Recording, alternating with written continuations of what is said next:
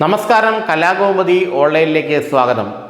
മുന്നിലൂടെ പോകുന്ന ഓട്ടോറിക്ഷയും കെ മുരളീധരനും എങ്ങോട്ട് തിരിയുമെന്ന് ആർക്കും പ്രവചിക്കാൻ കഴിയില്ല. മുരളീധരനെ കുറിച്ച് സാധാരണയായി പറഞ്ഞു കേൾക്കുന്ന ഒരു വാചകമാണിത്. കഴിഞ്ഞ കുറേ നാളുകളായി അദ്ദേഹം നിരന്തരമായി വി ഡി സതീശൻ വിരുദ്ധ പ്രസ്താവനകൾ നടത്തിക്കൊണ്ടിരുന്നു. അല്ലെങ്കിൽ വി ഡി സതീശന് എതിരാണ് താനെന്നുള്ള സൂചനകളാണ് അദ്ദേഹം പുറത്തുവിട്ടുകൊണ്ടിരുന്നത്. പാലക്കാട് ഉപതെരഞ്ഞെടുപ്പിൽ തനിക്ക് സീറ്റ് നൽകിയില്ല, വടകരയിൽ നിന്നും തന്നെ തൃശ്ശൂർ കൊണ്ടുപോയിട്ട് രക്തസാക്ഷിയാക്കി, ഇത്തരമുള്ളൊരു പരാതികളും പരിഭവങ്ങളും അദ്ദേഹം നിരന്തരം പറഞ്ഞുകൊണ്ട് നടന്നു എന്നാണ് കോൺഗ്രസ് എന്ന് മനസ്സിലാക്കാൻ കഴിയുന്നത്. എന്നാൽ പെട്ടെന്ന് അദ്ദേഹം പ്ലേറ്റ് മാറ്റി. വി ഡി സതീശൻ മഹാനായ നേതാവാണെന്നും കെ കരുണാകരനെ പിന്നിൽ നിന്ന് കുത്താത്തത് കൊണ്ടാണ്, അല്ലെങ്കിൽ കെ കരുണാകരൻ്റെ ശാപം അദ്ദേഹത്തിന് കിട്ടാത്തത് കൊണ്ടാണ് അദ്ദേഹം രക്ഷപ്പെട്ടതെന്നും, കെ കരുണാകരനെ പിന്നിൽ നിന്ന് കുത്തിയ ചില നേതാക്കൾ ഇപ്പോൾ ദേശീയപാത തകർന്നതുപോലെ തകർന്നു കിടക്കുകയാണെന്നുമൊക്കെയാണ് തൃശ്ശൂരിലെ ഒരു വേദിയിൽ കെ മുരളീധരൻ തട്ടിവിട്ടത്. വി ഡി സതീശന് MA ജോൺ അവാർഡ് നൽകുന്ന വേദിയിൽ വച്ചാണ് അദ്ദേഹം ഇത്തരം പ്രസ്താവന ഇറക്കിയത്. കുറേ നാളുകളായി അദ്ദേഹം വി ഡി സതീശനെതിരെ നിരന്തരം പാർട്ടിക്കുള്ളിൽ ആക്രമണങ്ങൾ നടത്തുന്നുണ്ടായിരുന്നു. പാലക്കാട് നിയമസഭ ഉപതെരഞ്ഞെടുപ്പിൽ അദ്ദേഹത്തിന് സീറ്റ് കിട്ടുമെന്ന് അദ്ദേഹം പ്രതീക്ഷിച്ചു. DCCയും KPCCയും എല്ലാം മുന്നോട്ട് വച്ചത് കെ മുരളീധരൻ്റെ പേരായിരുന്നെങ്കിലും അദ്ദേഹത്തെ വെട്ടിക്കൊണ്ട് വി ഡി സതീശൻ രാഹുൽ മാങ്കൂട്ടത്തിന് ആ സീറ്റ് നൽകുകയായിരുന്നു. രാഹുൽ മാങ്കൂട്ടത്തിന് ആ സീറ്റ് നൽകിയതിൽ വി ഡി സതീശനല്ലാതെ മറ്റാർക്കും ഉത്തരവാദിത്വമില്ല എന്ന് എല്ലാവർക്കും അറിയാം. ഷാഫി പറമ്പിലും വി ഡി സതീശനും കൂടെ നടത്തിയ ഗൂഢാലോചനയാണ് ആ സീറ്റ് എന്നുകൂടി പല കോൺഗ്രസ് നേതാക്കളും അന്ന് അടക്കം പറഞ്ഞതാണ്. കുറച്ചു ദിവസം പ്രചരണത്തിൽ ചെല്ലാതെ കെ മുരളീധരൻ അവിടെ നിന്നും മാറി നിൽക്കുകയും ചെയ്തു. അപ്പോഴെല്ലാം പാർട്ടിയിൽ അദ്ദേഹം സതീശനെതിരെ പടപ്പുറപ്പാട് നടത്തുകയായിരുന്നു. എന്നാൽ പെട്ടെന്ന് നേരത്തെ പറഞ്ഞാൽ ഓട്ടോറിക്ഷയുടെ കാര്യം പറഞ്ഞ പോലെ അദ്ദേഹത്തിൻ്റെ ഭാവം മാറി. അദ്ദേഹം വി ഡി സതീശൻ്റെ വാഴ്ത്തുപാട്ടുകാരനായി. അത് മറ്റൊന്നും കൊണ്ടല്ല, വരുന്ന നിയമസഭാ തെരഞ്ഞെടുപ്പിന് ശേഷം അദ്ദേഹത്തിന് UDF മന്ത്രിസഭ ഉണ്ടാവുകയാണെങ്കിൽ അദ്ദേഹത്തിന് മന്ത്രിസഭയിൽ ഒരു ബർത്ത് വേണം. കാരണം ഇതിനു മുമ്പ് 2004 അദ്ദേഹം കേവലം 1 മാസം മാത്രമേ മന്ത്രിയായിരുന്നുള്ളൂ. മന്ത്രിയായി ഇരുന്ന് മത്സരിച്ച് പരാജയപ്പെട്ട കേരളത്തിലെ ഒരുപക്ഷെ ഇന്ത്യയിലെയും ആദ്യത്തെ വ്യക്തിയാണ് കെ മുരളീധരൻ.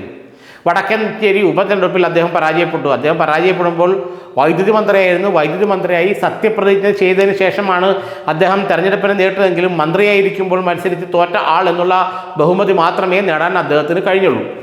എന്നാൽ ഇപ്പോൾ അദ്ദേഹത്തിനൊന്ന് മന്ത്രിയായി കൊള്ളാമെന്നുണ്ട്. 2026 നിയമസഭാ തെരഞ്ഞെടുപ്പിൽ താൻ ജയിച്ചു കഴിഞ്ഞാൽ ക്യാബിനറ്റിൽ ഒരു ബർത്ത് വേണം. അതിനുവേണ്ടി ഇപ്പോൾ പിടിക്കാൻ പറ്റിയ ആൾ വി ഡി സതീശനാണ് എന്ന് മാത്രമല്ല, വി ഡി സതീശന് താല്പര്യമില്ലാത്ത ചില നേതാക്കളെ കുറ്റാരോപിതരാക്കുകയും ചെയ്യാം. അങ്ങനെയാണ് ഈ കരുണാകരൻ്റെ പിന്നിൽ നിന്ന് കുത്തൽ സംഭവമെല്ലാം ഇപ്പോൾ അദ്ദേഹം പറയാൻ കാരണം അദ്ദേഹം വിവക്ഷിക്കുന്ന കാര്യം തിരുത്തൽവാദമായിരിക്കാം. അത് നടന്നത് 1993 4 അതിനുശേഷം പെരിയാറ്റിലൂടെയും പമ്പയിലൂടെയും ധാരാളം വെള്ളം ഒഴുകിപ്പോയി. അതിനുശേഷം അദ്ദേഹം പാർട്ടി വിടുകയും NCP ആയും DIC ആയും ഒക്കെ നടന്ന് അവസാനം തിരിച്ചു വരികയും, തിരിച്ചു വന്നപ്പോൾ പോലും അദ്ദേഹത്തെ കോൺഗ്രസിൽ എടുക്കുന്ന കാര്യത്തിൽ വലിയ എതിർപ്പ് പല ഭാഗത്തുനിന്നുണ്ടാകുകയും അന്ന് KPCC അധ്യക്ഷനായിരുന്ന രമേശ് ചെന്നിത്തലയുടെ ഒറ്റ നിർബന്ധത്തിലാണ് കെ മുരളീധരനെ വീണ്ടും പാർട്ടിയിലേക്ക് തിരിച്ചു കൊണ്ടുവന്നതും അദ്ദേഹത്തിന് വട്ടിയൂർക്കാവ് സീറ്റ് നൽകിയത്. എന്നാൽ അദ്ദേഹം അതെല്ലാം മറന്നുകൊണ്ട് ഇപ്പോൾ വി ഡി സതീശനെ പ്രീണിപ്പിച്ച് ഒരു രാഷ്ട്രീയ നീക്കം നടത്തുകയാണെന്നാണ് കോൺഗ്രസ് നേതാക്കൾ പലരും ആരോപിക്കുന്നത്. ഏതായാലും കെ മുരളീധരൻ്റെ ഈ ഒരു പ്രസ്താവന കേരളത്തിലെ കോൺഗ്രസിൽ ചെറിയ ചില അലകളുണ്ടാക്കിയിരുന്നു. എന്നാൽ KC വേണുഗോപാലിനെ പോലുള്ളവർ അതിനെതിരെ ശക്തമായ നിലപാടെടുത്തോടുകൂടി വലിയ ചർച്ചയൊന്നും ആകാതെ അത് ഒടുങ്ങിപ്പോവുകയായിരുന്നു. ലീഗ് നൽകുന്ന ഒരു സീറ്റിൽ നിന്ന് ജയിച്ച് വരുന്ന മന്ത്രിസഭയിൽ മന്ത്രിയാകണം, UDF മന്ത്രിസഭയിൽ ഒരു മന്ത്രിയാകണമെന്നുള്ള ആഗ്രഹം മാത്രമേ ഇപ്പോൾ കെ മുരളീധരന് മുന്നിലുള്ളൂ. ഒരു കാലത്ത് കേരളത്തിൻ്റെ മുഖ്യമന്ത്രിയാകുമെന്ന് ജനങ്ങൾ ഉറപ്പിച്ച കെ മുരളീധരൻ്റെ ഇന്നത്തെ അവസ്ഥ എങ്ങനെയെങ്കിലും ഒന്ന് മന്ത്രിയായാൽ മതിയെന്നാണ്. അതുകൊണ്ട് തന്നെ കെ മുരളീധരൻ്റെ അവസ്ഥ വരുത്തല്ലേ എന്ന് പറയുന്ന ചില കോൺഗ്രസ് നേതാക്കളും ഇപ്പോൾ പാർട്ടിയിലുണ്ടത്രേ.